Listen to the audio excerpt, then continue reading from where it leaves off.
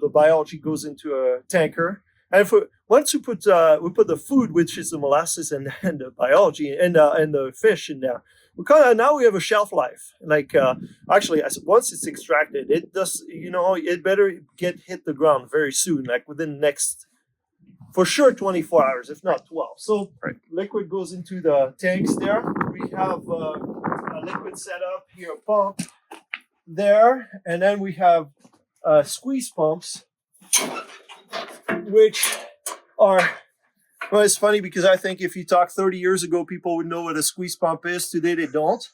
And there's a reason. It used to be that fertilizer was actually kind of crud and it'd be a lot of stuff. But these basically kind of they're more of a metering pump because the volume is kind of set by this one, and this one just sends liquid to each row unit. Okay.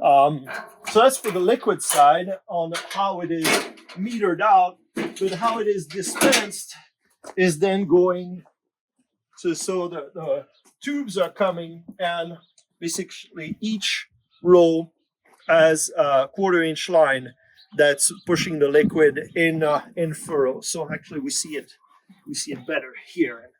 So the seed is coming here, liquid is coming there, being thrown out into the furrow, and the liquid comes right on top of it.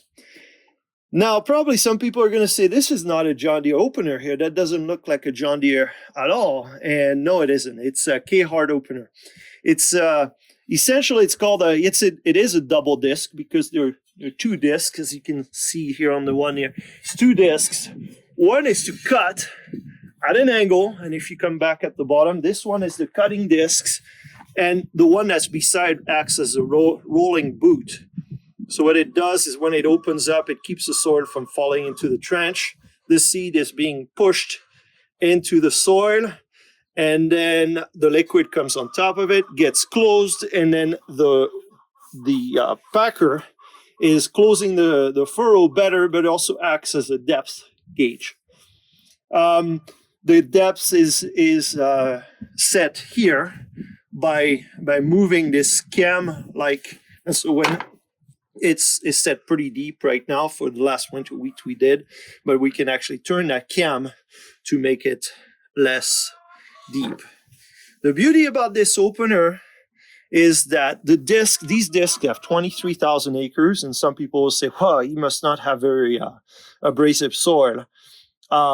No, we do, but here, I mean, we're done with winter wheat here a couple weeks, and if you weren't careful when we're seeding, you could kind of cut yourself on there.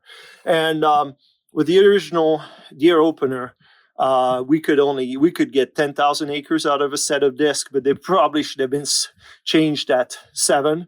These have 23,000 now, and they need to be replaced now. That they will, they'll get replaced. The bad part, I guess, or the less appealing, it's a retrofit opener, and it's a little bit lighter. I think it could be beefier. One part also is the depth is being done over here, and by doing that, it's not as precise as having a wheel right beside it. So when we go into a dip or something, we won't have the precision of depth. And that drill tends to maybe not stay, it skews maybe a little more. Overall, I'm really satisfied with what it's doing. Actually, our liquid placement was much better than the Deere opener. We always struggled with the Deere there were like 3 or 4 different iterations to get the liquid.